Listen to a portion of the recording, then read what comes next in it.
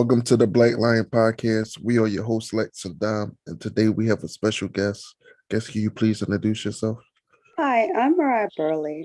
Well, I don't actually have my own business, but one day I hope to have my own business.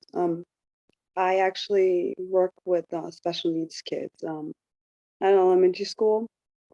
I also have a learning disability, and I have invisible disabilities, which have to do with my mental health, which are anxiety, depression.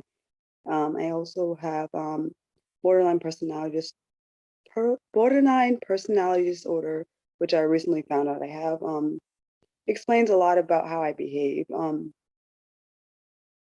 my life. Let's see. If I think back, I actually see where where I found out that I had an interest in special needs kids when I was young. Maybe about 8 or 9. When I was pulled out with other kids because I read on a different. I've always read on a different level, which has to do with my learning disability, which I believe is probably dyslexia.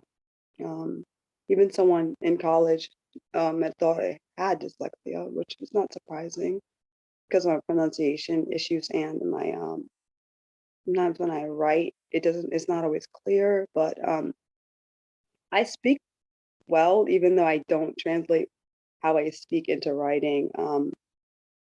But it's very interesting to see how my life is kind of revolved around an area that was impacted by from childhood till now and throughout my life.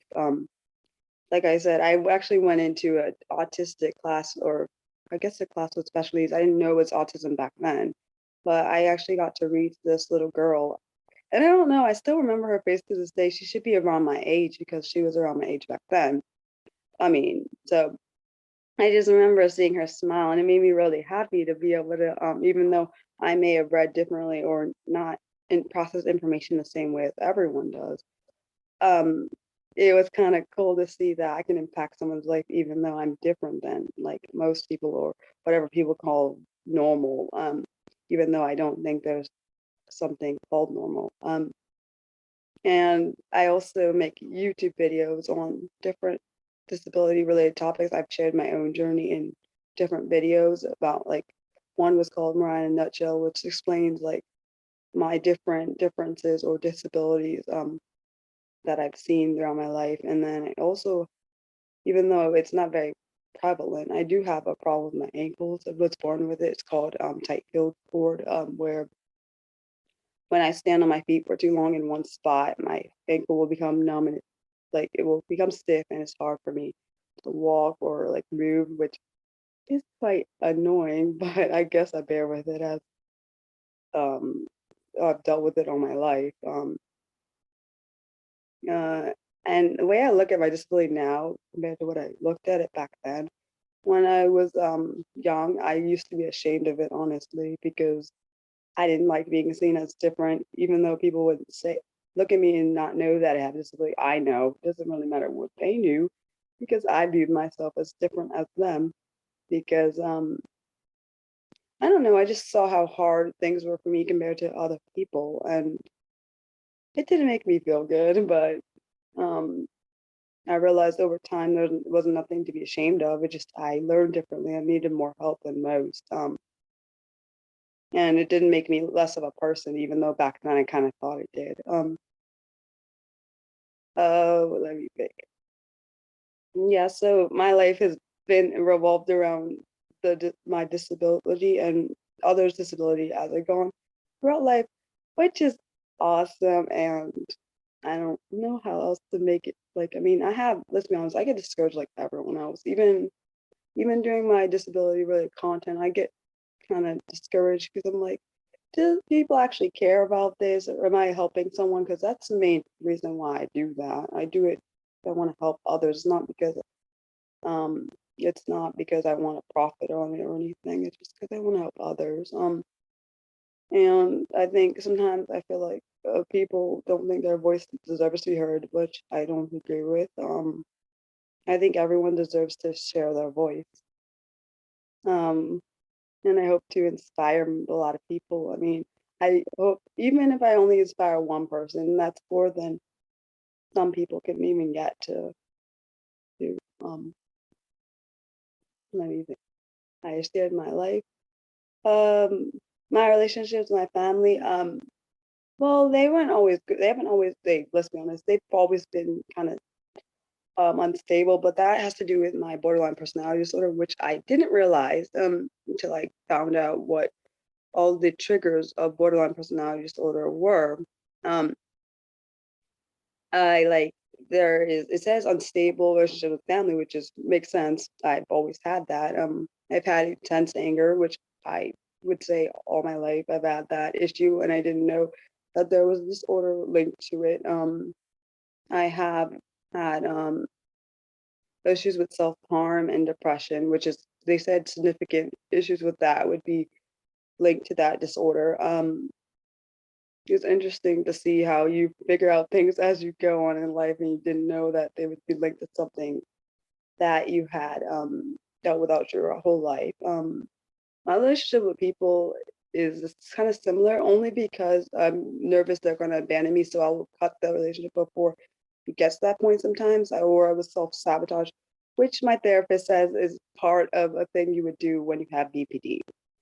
Because you're just fearful, so fearful you're going to lose that relationship, you will cut it before it even happens, or sabotage it to make sure it doesn't happen in order to save yourself from the potential risk of the harm that relationship could do to you, can do to you later on. Um, my relationship with guys, yeah, that is not very good. I mean, a lot of my exes have been users, just thinking I'm supposed to do something. And one of the relationships I was in, yeah, that went bad because like a lot of mental and emotional abuse. Yeah, which triggered me to have to go into therapy because I've always had mental health issues, but that particular incident, that particular situation, spiraled to a spot where I was attempting. Well, actually, I didn't. Yeah, I did attempt. I attempted to harm myself 3 times in one day, and my mom was like, "If you don't stop, we're gonna call. We're gonna have to call the ambulance or someone to get you removed because you're not doing what you're supposed to." But good thing is that after that, I was like, Mariah, you need to get help. Like I knew I needed to get help, um, but I didn't realize it got to a point where I didn't realize it was going to get to a point where I would harm myself. But the reason that the trigger for that attempt or those attempts was because I had like I had saw like this vision or whatever where I saw him coming to harm me. So I was like, oh my gosh, what? And then um and that happened, and then I was like, if this is gonna happen, then why can't I just do it before he does it, and then we won't have a problem here. And I know that wasn't a right way to think about it, but that's what I thought at that time. But now, since I'm in therapy, I realize this is the key thing I tell myself every time I get in that headspace. I was like, Mariah, don't use a permanent solution to a temporary problem that you're dealing with. And I think that's a good thing to remember when you're having a suicidal ideation, to remember don't use a permanent solution to a temporary problem. And I think sometimes you got to tell yourself that so you don't do something that can permanently harm everyone you love. Because honestly, I didn't think about that my life, taking my life, would cause all my loved ones and everyone that cares about me to be damaged for the rest of their life. And I realized that. Funny thing is, I realized that because I have to explain the story. It's kind of maybe a little bit lengthy. So back in December of last year, the end of the year, which kind of was, yeah, it was just a weird situation. So this guy was like, okay, so he messaged me. I don't really know him or whatever. That's the point. We were talking and stuff. And this is not my boyfriend anyways. He was like a friend or whatever. And he was like, we're both gamers and stuff. Okay. So he messaged me, okay, it was his birthday, which coincidentally is the same day as my boyfriend's birthday. That that's not even the point. He was like, he was like messaging me this weird message that it said like he was having a crappy day. That was then he was like, when I said why, and he was like, because no one would like, no girls would send me pictures of certain things, like their boobs and whatever. And I was like, I'm not, or nudes or something. And I was like, then he tried to ask me for it. And I said, I'm not doing that. And the problem with that issue, it spiraled into a point where he was trying to use, tried to manipulate me with suicide. It was like, if you don't send me the nudes, I'm going to harm myself. And it concerned me because I was like, um, first, of course, I would tell him not to do that. And I was like, I'm not sending you nudes. I don't feel comfortable doing that. Um, but and I, of course, I sent him like the suicide hotline and all this stuff, and I tried talking him down. He was really angry that I talked him down, but I'm glad I did. And then it was like, okay, so I didn't talk to him after that for like 5 days. Then it got to a point where he messaged me. He was like, he sent me a picture of him holding Phil's eye. I was terrified because I woke up to that message. I was asleep, and he was like, "Thank you for everything. Goodbye." And I was like, what? My brain was in a spiral because I was like, "Oh my gosh, he did it for real." And like my friends and everyone was trying to calm me down because it scared me because I was like, "Oh my gosh, this guy actually did what I tried to stop him from doing." And I was like, "Oh my gosh, why every time I like try to interact or be nice to somebody, something traumatic has to happen?" And I was like, if this is the pain that I'm gonna cause my family to do, I'm not gonna do that to them because I saw through this person, even though he didn't even do it on purpose, I saw the pain that he caused me, and I don't even know him. And I'm thinking, I would cause this kind of pain on my family. And I was like, maybe that was purposely. I mean, I'm not saying that I wanted him to harm himself. I don't think he did though, because I had saw that he saw the message. So I think he was just manipulating me twice in order to get me to respond to him. The first time, I don't really know. He just might have been in a crappy mood, which um is the case. I mean, I just don't want anyone to harm himself because I've been there. I've tried to harm myself a lot, and I mean, I haven't done it recently, and I try my hardest every day, even when I get in a headspace like that. I remind myself of what I have to live for, and it's hard, but I still do it. Um, Yeah, so that just is like a situation, but I really want everyone to know that in that situation, in those headspaces, you got to make sure you don't isolate, you have people to talk to because those are important.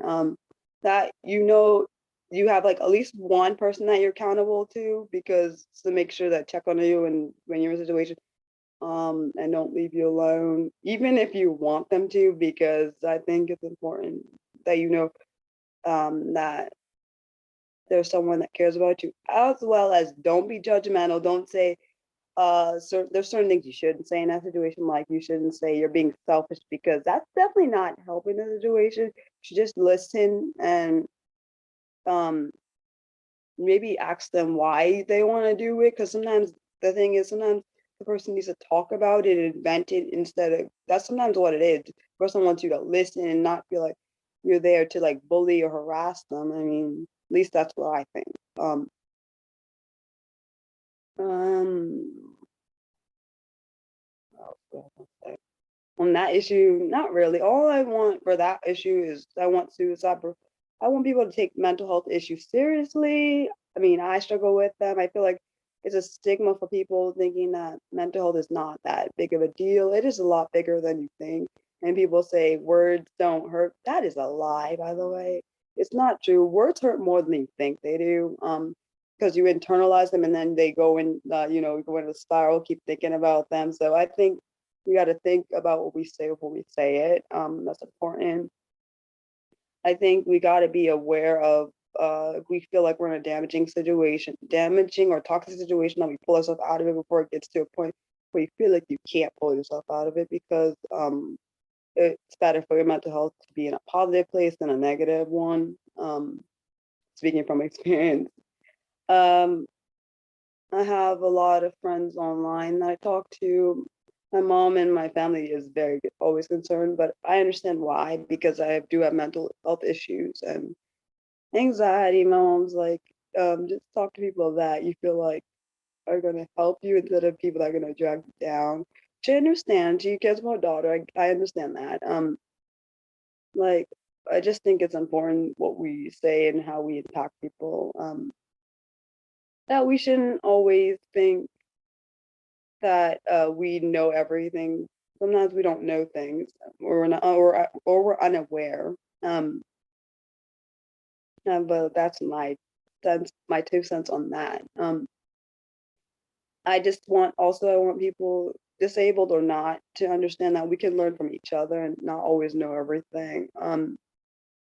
I mean, my disability is one in my mind. I mean, the one that impacts my mind is it's not a physical one, but I think it shouldn't be viewed as any less than anyone else's. Not that physical disabilities or any other kind is any less than of one that's in your mind either.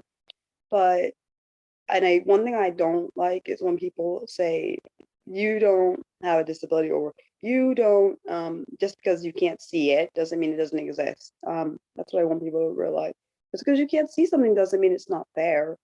You got to be, like I said, mindful of what you say. Or like, for example, using harmful words against people, like the R word. I can't say it. I don't like that word a lot, but I know back in the day it was a word that was used, and I don't think it should still be used. Nor should I think certain words probably that are, um, just because I think that word is very derogatory, or very it's very harmful to use. I just think that people need to know that the disabled are important just as the abled are. I don't think that's always seen in society, honestly. But that's just speaking from the way I view it. Society believe that people with disabilities won't live as long as people without a disability, be it physical or mental. So I agree. Like, I just feel like some of us are not as valued as others. I feel like if you're like a person that's able, then seen as you can do more, that they'll take your word over someone that's disabled, so they'll view you less, which I don't think that should be a case. But then I think maybe I'm biased because I am part of the disabled community, so I kind of want our voices to be heard just as much as the abled. But maybe that's just a Mariah thing. But I'm pretty sure other people probably feel that way too. Uh, I don't know. I just think it's important to sometimes change your mindset and try to look at it with the shoe on the other foot, or whatever the saying is. You know what I mean? You look at it from a different perspective, as if you're just seeing it for a fresh pair of eyes. Because sometimes when you view something through someone else's lenses, you see it differently. But that's just my idea. I don't really know if that's how others feel, but I just really want people to know that um, people matter, of all different genders, all different races, all different disability or non-disability. I just want you guys to know that people matter. People deserve for your voices to be heard. I may be Black and have a disability doesn't make me any less than. Same as anyone of a different gender or race, or a different disability, or abled, doesn't make us any less. My relationship with my boyfriend is awesome, by the way. I love him a lot. Um, he just makes me happy. He makes me feel like, I don't know how to explain it. Like no one else has. Because all my other relationships have been like crap, and like I feel like I've been used and like mistreated, and people like they would.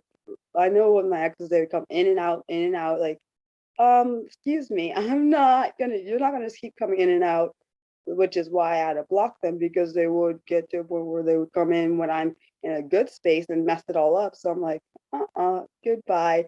Remove the toxicity, like I was saying before. Like, it's weird. I'm not used to it, so it's kind of like a new thing for me. I don't know. Is there anything else that you wanted me to say? I feel like I'm missing something. how do your I know you say your family is in your life, like, and they help you with your disability. When you had first found out about it, like what was the first thing you just thought when you like first found out about all this? Well, I was really young when I first found out. Maybe my mom said, I think they said they figured out there was an issue like in kindergarten. So I don't think I was really aware of what a disability was back then.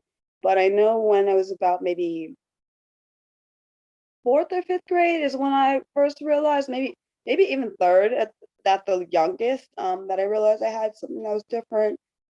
Yeah, back then I didn't really understand what made me different and like, all the because I had an IP and everything, which it stands for individualized education plan. But I don't think when I was young I understood the implications or the differences that I had, but I think as I grew, I understood like makes me different. I mean, they've never treated one thing I'll say is my parents and my siblings and people that know me, they don't treat me any different knowing that I have one.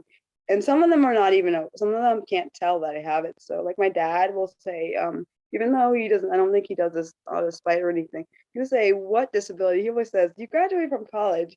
Yeah, but I did that with a lot of work and like a lot of time. Like when my sisters, I love both of them. That's not the point. But they both don't understand what it's like to struggle to the extent I did because they don't have intellectual disability, or I guess it's called a cognitive disability because they could never classify what the actual learning disability was, even though I still think it's dyslexia, but because of certain aspects of that I see. But funny thing is I don't spell bad, or I don't, and I also do really good at math, but it's just a comprehension that's an issue. Reading comprehension and pronunciation are issues, which is part of dyslexia. So that's why I think that. But like I said, they never treated me any differently. It's just I kind of put a lot more effort and pressure on myself than anyone else did. And I think because I saw how well they did, my siblings, my sister is close in age to me, and my other sister is like 8 years difference in our ages. But because I saw how well they did and how things were easy for them, I think I took a lot of my anger out on them, not intentionally, not that it's their fault that that I have a disability and they don't, but because I saw them do so well, it made me so angry because I'm like, I have to work so hard to get just like through certain things, like certain subjects or in like just school in general. I was like, I would just get mad that they could just like do they do their work just normal, and I had to put so much effort into mine in order to get a decent grade. And I think I remember in college it was weird. It was weird because there was a moment where like this one girl someone had asked me, they were like, no, it's not fair, you get to go take your test in a different area. Well, I didn't say this, but I was thinking in my brain, I have a disability that I have a certain amount of time I can take a test because I get extra time on my test because I have test anxiety on bloody, which is a unbloody unfortunate thing because for me when I see like the time is like ticking down now, I think I'll start freaking out. And for I guess for other people, they don't know that. Well, they didn't. Well, the girl didn't know that. But the point is, to me, just saying it's unfair that I get to go in a different location.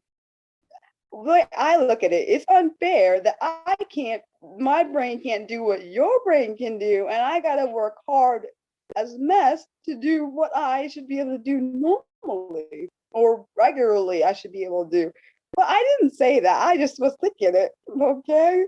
I don't know. I think that's just a rude comment to say, but okay. That's just my opinion.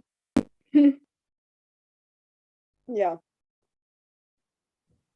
I had friends in high school that had to be separated sometimes, like one on one, so they could do their work and stuff. So I understand what you're saying. Yeah, it's just like I don't know. I just feel like sometimes people shouldn't say comments like that because it like already.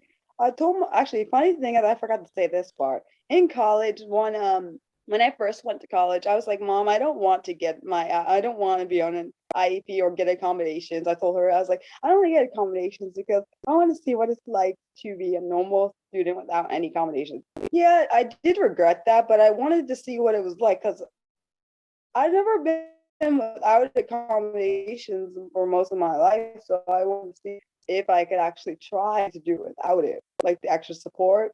Yeah, I shouldn't have did that, but I just wanted to see what it was like to kind of have this, you know what I'm saying? Kind of see what it would be like to be normal without any kind of support.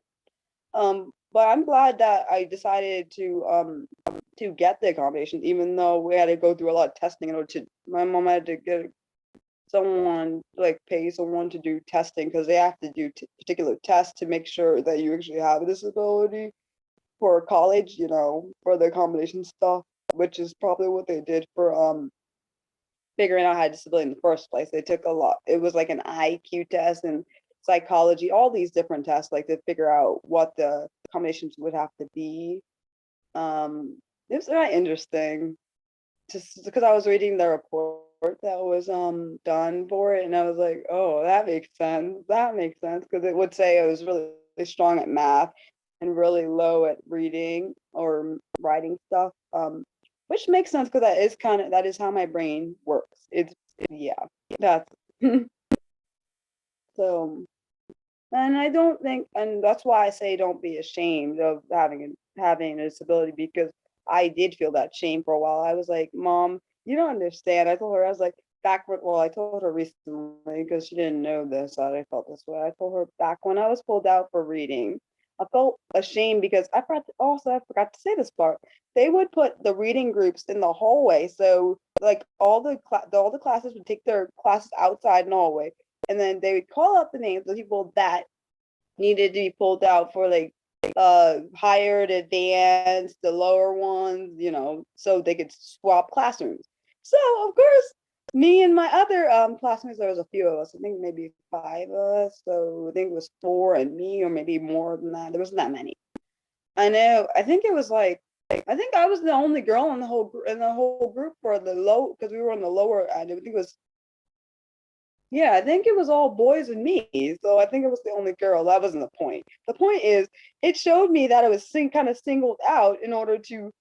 I mean, I'm not knocking the people that did it. I understand why it was done, but back then I didn't realize what that was. It just felt like Mariah's being singled out. She's being targeted. Even though now I know it was to get me extra help. Back then I was like, this is so embarrassing. I'm literally being pulled out because I read below grade level even though because I wasn't aware that all that stuff would actually help me in order to succeed in my life at that point because I was like what maybe 10 maybe 9 10. So I'm like okay, so we're being singled out, we're being like one of those like I don't know, it just felt like we were being targeted. Even I know it wasn't bullying, but I felt like we were being targeted and singled out as if we read less or were below everyone else. That's what I looked at it as back then. Um, I know it's not the case, but that's what it felt like.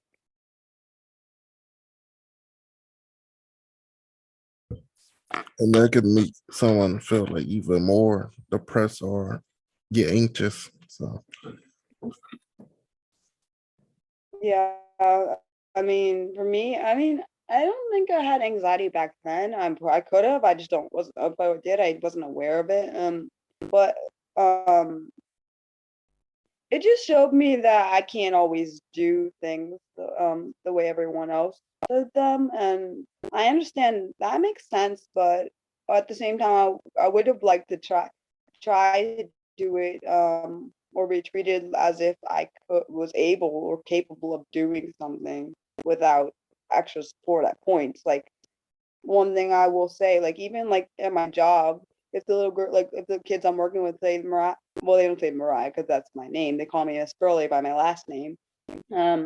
If they say Miss Burley, I don't need your help right now. Okay, I'll pull back and let them do it on their own. That's what I wish that was done. I feel like it wasn't done like that back then. I felt like more as if that we had to have the support most of the time, and we couldn't really say we didn't want that support. And I feel like nowadays it's completely different. If the child feels they need us or don't need it, I'll like for example, if the child says, I want to try, like say Miss Burley, I want to try it independently. Okay, I'll let them do it because they asked me. And now, okay, now if they're like Miss Burley, I need help. That's different. I'll come and help them. That's what they need. Like I think that should be a thing that's included in, like if it's not included in all schools, it should be. Like if the child needs extra support, because I know the accommodations call for certain things. Yeah, I get that. But if the child says like to the person, I don't want the support at the time, you need to pull back and let them try on their own. And then if they're like, well, Miss Burley, I changed my mind, I want your help,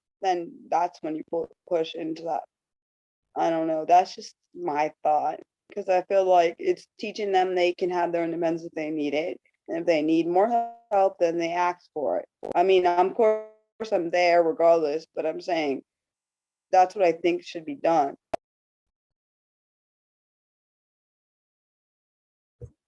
Yeah,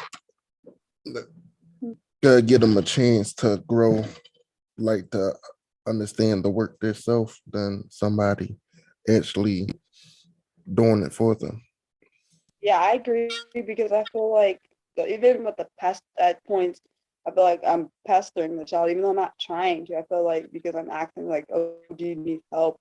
Like this little girl, like will try. She's like, Miss Burley, I want to try my own, and then I'm like, okay, I'll let you try. I mean, I want to see, but I also want to see what she can do. But at the same time, she's like, Miss Burley, I want to try my own. That's I'll like leave it and let her do it. Like, and then she's like, Miss Burley, I need help. Okay, same with the other kids I work with, K through third. This particular girl is a third grader. She'll say, Miss Burley, I don't want your help right now. So then I'll just leave her and let her do it. And then sometimes she's like, Miss Burley, I need your help. So, same with any of the other kids. They ask, say, Miss Burley, I want to try my own. Okay. Or then they're like, or Miss Burley, like even one thing I will always, what I always say to these children, or particularly this one particular child, I say it too because I know she needs me to say it to her. I said, what does Miss Burley say? And this is what I say all the time. I said, Miss Burley only says try your best and give the effort you can do, because I think some of these children think they have to be perfect, and that is not what I'm trying to say. I'm trying to tell them, and the thing is, I think because they sometimes view everyone. I think we, as people that have, I mean, I should say, as people that have intellectual disabilities, I feel like intelligence is like measured a lot higher than anything else. I don't know why, but I think what we need to tell these children is try their best and not put expectations on them. Because when you do that, you basically stifle or limit, make a child feel like they can't succeed or they have to succeed to this extent or they won't be good enough. And I think those barriers need to be brought down, which is why I'm very glad that my parents always said, Mariah, try your best. They never said, Mariah, you got to A's and B's. You don't, they never said that, because if they had done that, I would have been a failure all most of my life because I didn't get those kind of grades. And most rich people are millionaires or billionaires. They didn't finish school, so I'm just saying, I just feel like we sometimes do a disservice to these kids sometimes with putting these expectations on them and thinking, oh, you got to get this because society says, or you got to get that because society says. No, you just got to do your best you can do, not more better, not don't do what Miss Burley can do, not with what any other person can do. Do the best you can do. I don't know. That's just what I think. yep, don't limit yourself to someone else's standards. Yeah, that's right. That's another reason, main reason I say we should look at the shoe from the other person's foot. Like you need to try someone else's shoe on. It may, of course, it's not going to fit you the same, but um, sometimes you need to do that though. Like maybe just step for a little bit so you can see the world's not always viewed the same in different people's eyes or different people's views points. Yeah. Do you have any events that you would be attending to or hosting in the near future? I know I don't. Okay. Well, I do well, I don't have events, but I do have videos that I'm doing. Like I even like like I said, since I am a disability YouTuber and a disability advocate, even though I'm not certified to be an advocate, but people call me that, and I would probably agree with them because I really fight for the rights of the disabled. I don't know. And it hurts my heart when I see like this injustice happening, and you know, just people being harmed or mistreated. Hmm, I don't know. That's just me. That's good. Yeah, so yeah, my next video, you already know about it. It's on disability in 5 words or less. I have my points, and I got a good amount of responses, which I'm really surprised to see because I don't always get a good amount of responses for my videos. And then for April, I want to do this 2-part video series if I can do it, called Autism Is, because April is Autism Acceptance Month. So, and it used to be called Autism Awareness Month, but it's not called. They're trying to make it into a national holiday, Autism Acceptance Month, and I'm hoping it will happen for the month of April. So, yeah, Well, thank you for letting me interview you. you're very welcome, and thank you for reaching out to me. I appreciate it. Yeah, it was a pleasure. Oh, thank you. I really appreciate being on your podcast. And can you tell the audience where they can find your YouTube channel and find you at on social media? Hmm. My Twitter is at Burley, which I can spell for you, Burley, which is my last name, and then it's my first name, which is Mariah, just like Mariah Carey. Um, all my well, my also my, I have a business Facebook page, but it's just for my YouTube channel, and it's called Disability Advocate Mariah. I think they're underscores after disability and advocate. And then a I have an Instagram, which has the same thing. It's Disability Advocate Mariah. And also all the information will be under my YouTube channel. I have it on my YouTube channel. And my YouTube channel is called Disability Advocate Mariah, which is, I like it because it actually suits me because that's what I kind of am. I'm a disability advocate. And I want you guys to know, anyone that watches this video, that I'm always open to any suggestions you guys have for any video topics. I take your suggestions over the ones I want to do because I think your voice, I want you guys to know that your voice matters.